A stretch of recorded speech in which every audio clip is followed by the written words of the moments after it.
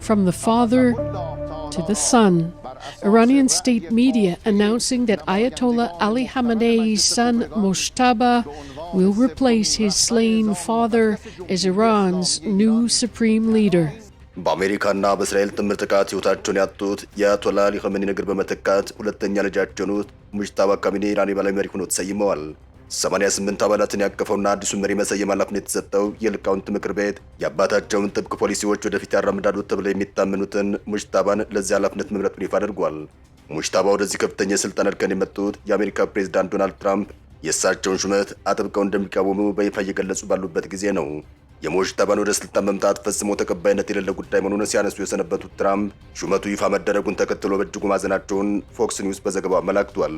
በሌላ በኩል እስራኤል የስልጣን መንበሩ የሚቆናጠጠውን ማንኛውም ግለሰብ የጥቃት ኢላማ እንደምታደርግ ማስጠንቀቂያ ሰጥታለች። የኢራን የደህንነት ዘርፍ ኃላፊ እንዳረጋገጡት ደግሞ የሊቃውንት ምክር ቤቱ አዲሱ መሪ የመረጠው የትራምፕን የቦምብ ጥቃት ስጋት እያንዣበበ ባለበት አስቸጋሪ ሁኔታ ውስጥ መሆኑን ጠቁመዋል። በእንዲህ አይነቱ ውጥረት ውስጥ ነው የበላይ መሪነትን በትር የጨበጡት የ56 ዓመቱ ሙጅተባ ከአባታቸው አኗኗር ለየት ባለ መልኩ ራሳቸውን ከህዝብ እየታረቀው የቆዩ ሰው ናቸው። በሕይወት ዘመናቸው ምንም አይነት ይፋ የመንግስት ኃላፊነት ተረክበው አያውቁም እየተባለም ይነገራል። ለህዝብ ያደረጉት ንግግርም ሆነ የሰጡት ቃለ መጠይቅ የሌለ ሲሆን ማህበረሰቡ የሚያውቃቸው በጣም ጥቂት በሆኑ ምስሎችና ተንቀሳቃሽ ቪዲዮዎች አማካኝነት ነው።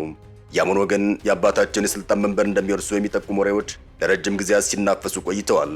በ2000ዎቹ የፈረንጆቹ ዓመት መገባደጃ ላይ በዊኪሊክስ አፈትልከው የወጡ አሜሪካ የዲፕሎማት ሰነዶች ግለሰቡ ከመጋረጃ ጀርባ ያለ ስውር ኃይል በማለት ይገልጿቸዋል።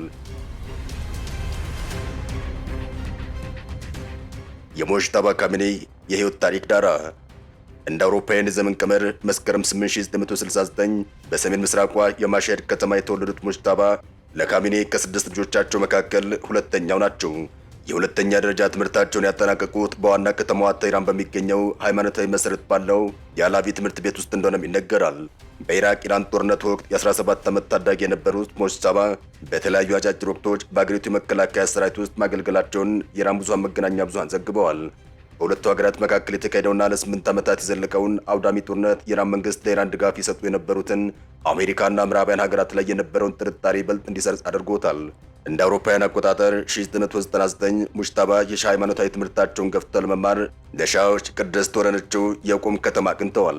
ከዚያ ጊዜ ጀምሮ እስካሁን የሃይማኖት አባቶችን አልባሳት ማዘውተር የጀመሩ ቢሆንም ገና በልጅነት እድሜያቸው መጀመር የነበረበትን ሃይማኖታዊ ትምህርት በ30 ዓመታቸው ለመጀመር ለምን እንደወሰኑ በግልጽ የሚታወቅ ምክንያት የለም። ሙጅተባ በኢራን የስልጣን ተዋረድ ውስጥ የመካከለኛ ደረጃ ሃይማኖታዊ መሪ መሆናቸው የጠቅላይ መሪነቱን መንበር ለመያዝ የሚያደርጉትን ጉዞ ሊያሰናክልባቸው እንደሚችል በስፋት ይገመት ነበር።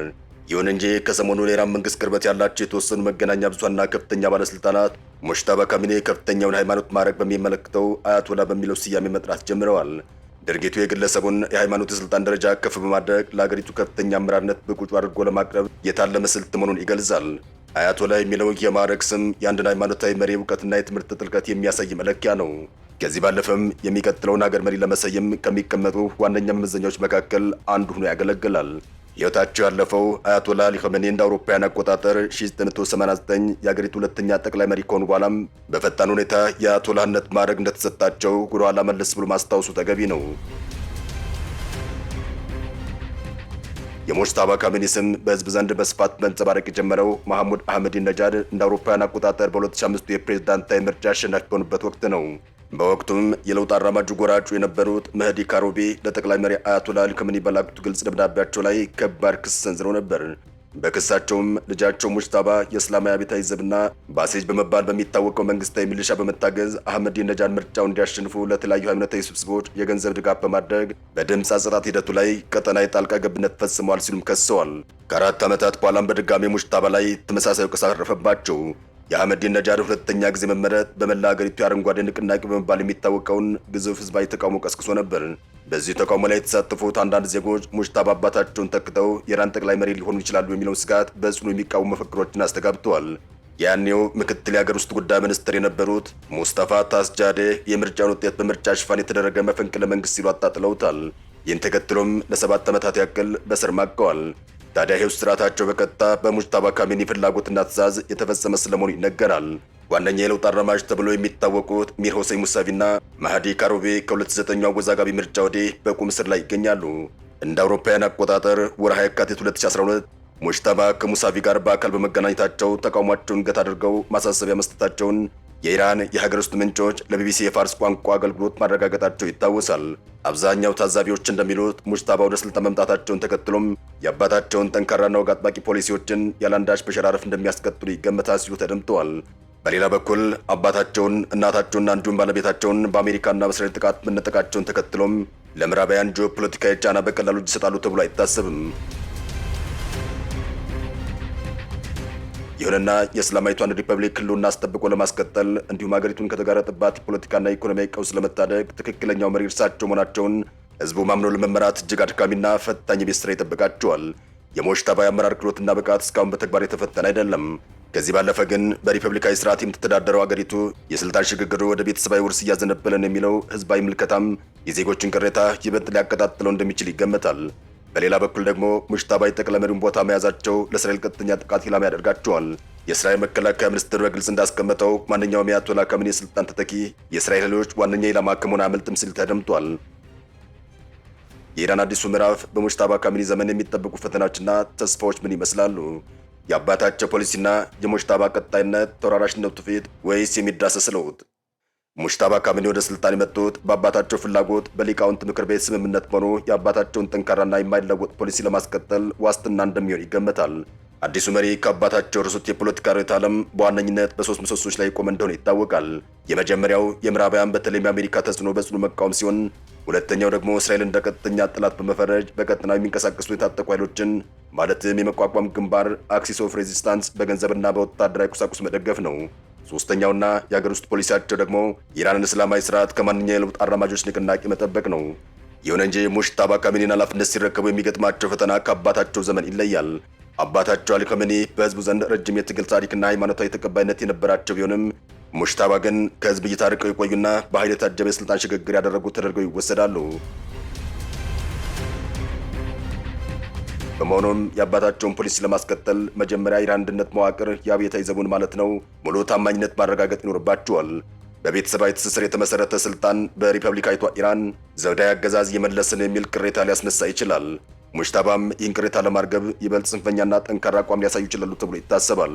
ከዚህ በተጨማሪም የዶናልድ ትራምፕ አስተዳደር የሚጠበቁ ውሳኔዎች አሉ።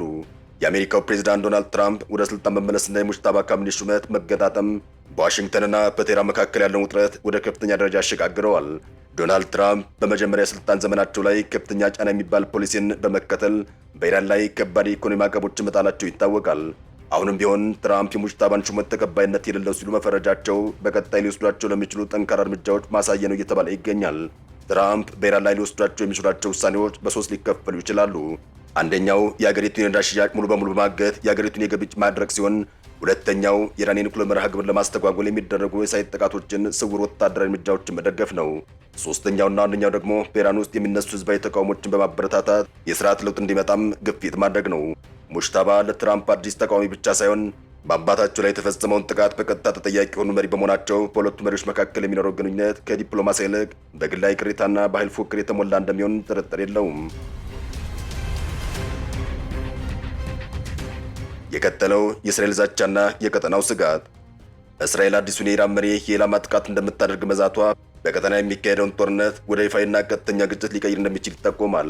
እስራኤል ሙጅተባን መግደል ለምን ፈለገች የሚለው ጥያቄ መልሱ ግልጽ ነው።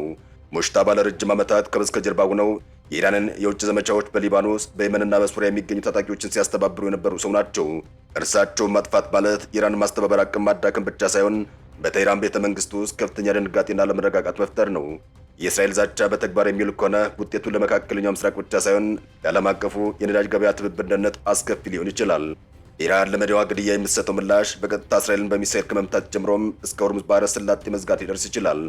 ሙጅተባ አባታቸውና ቤተሰባቸውን በቀጥታ ያጡ መሪ በመሆናቸው የእስራኤል ዛቻ እሳቸውን ከማስፈራራት ይልቅ ይበልጥ በቀል ተኮር ጠንካራ ፖሊሲ እንዲከተሉ ሊያደርጋቸው ይችላል። ይህ ደግሞ ቀጠናውን ወደማያልቅ የጥፋት አዙሪት ውስጥ ይከተዋል። የኢራን ዕጣ ፈንታ ውድቀት ወይስ ጽናት? የኢራን ዕጣ ፈንታ የሚወሰነው በሙጅተባ ካሚኔ ብልሃትና በህዝቡ ትዕግስት መካከል ባለው ሚዛን ነው። ኢራን በአሁኑ ወቅት በሁለት ትላልቅ አጣብቂኝ ውስጥ ትገኛለች። በአንድ በኩል ኢኮኖሚያዊ ውድቀትና የዋጋ ግሽበት የህዝቡ ኑሮ ደረጃ በእጅጉ አውርዶታል።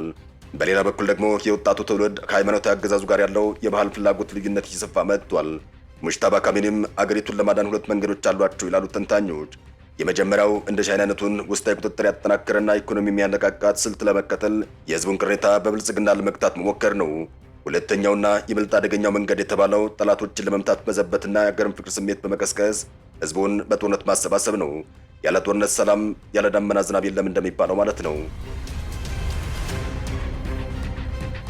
የኢራንን የወደፊት ጉዞ የሚወስነው ሙጅተባ ካሚኒም የሪፐብሊኩን ስርዓት ወደ ግላዊና ቤተሰባዊ አገዛዝ ከመለወጥ ተቆጥቦም ለህዝቡ የኢኮኖሚና የነጻነት ጥያቄዎች ምን አይነት ምላሽ ይሰጣሉ በሚለው ላይ ነው። ሆኖም ግን አሜሪካና እስራኤል በያዙት ጠንካራ አቋም ምክንያት የሙጅተባ ዘመን በሰላም ሳይሆን በፈተናና በውጥረት የተሞላ ሊሆን ይችላል። ያም ሆኖ ግን ሙጅተባ የሚመለሱ አይሆንም። አመጣጣቸው አውሮፓና አሜሪካን ከወዲሁ አስፈርቷቸዋል። ኢራን ከዚያ ዙሪት የምትወጣው በዲፕሎማሲያዊ ብልሃት ካልሆነ በስተቀር በቀጠና የሚቀጣጠለው ሰዓት ሁሉንም ሀገራት ሊለበልብ የሚችልበት እድል ሰፊ ነው። ነገር ግን ሲያነዷት ዝም ብላ የምትመለከት ሞኝ ሀገር አይደለችምና ጥቃቶችን እየመከተች በልጆቿ የአባቶቿን ርዕይ እያስጠበቀች ነው እያሉም ባለስልጣናቱ ይናገራሉ። ሰላም ለመላው ዓለም ይሁን። አበቃን። ሰናይ ጊዜን ተመኘን።